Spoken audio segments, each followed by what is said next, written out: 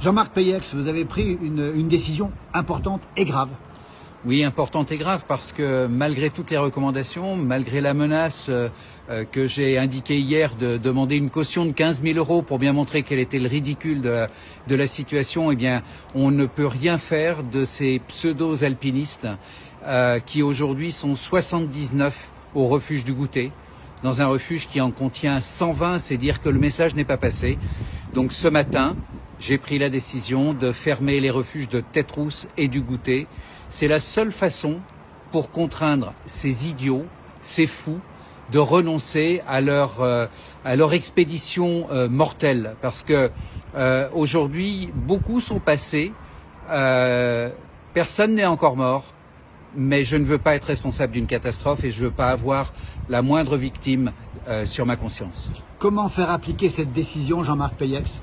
Alors les gendarmes vont rester en faction à Tête-Rousse ainsi que la Brigade Blanche, et donc là ils auront un arrêté et ils pourront donc imposer aux alpinistes de faire demi-tour.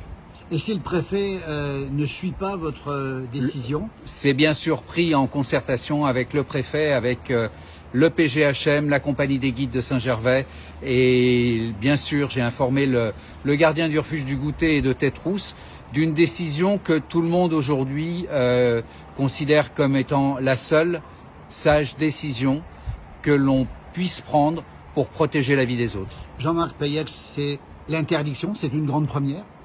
Alors on l'a déjà fait 2 fois, 2003-2015 de mémoire. C'est le seul outil qu'on ait aujourd'hui pour obliger les fous à faire demi-tour. La majorité des alpinistes, les guides, sont des gens raisonnables et ils savent qu'on ne fait pas le Mont Blanc en ce moment, quoi. Il y a d'autres moments, il y a d'autres courses à faire déjà. La montagne, ça se résume pas au Mont Blanc, et les guides ne savent pas faire que le Mont Blanc. Ils savent vous faire découvrir plein d'autres choses dans notre beau pays du Mont Blanc et dans les Alpes françaises et suisses et italiennes.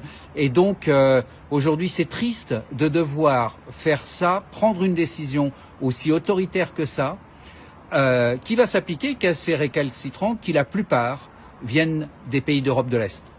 Albanie, Roumanie, Tchéquie, Slovaquie. Ce sont des gens qui sont inconscients et qui ont la mort dans le sac à dos. Mais moi, je ne veux pas avoir la mort leur mort sur ma conscience.